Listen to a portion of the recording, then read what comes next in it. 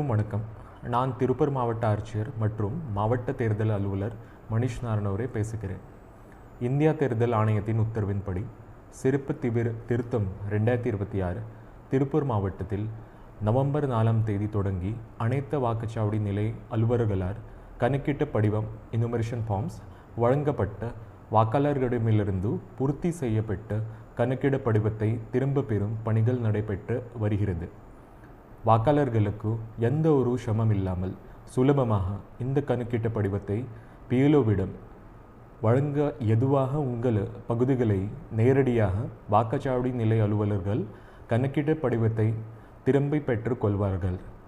அனைத்து வாக்காளர்களுக்கு சிறப்பு திருத்தம் 2026 பணிகளை நல்ல முறையில் பயன்படுத்தி கொள்ளுமாறு கேட்டுக்கொள்கிறேன். உங்களிடம் முழு ஒத்துழைப்பு வழங்குமாறு கேட்டுக்கொள்கிறேன். நன்றி, வணக்கம்.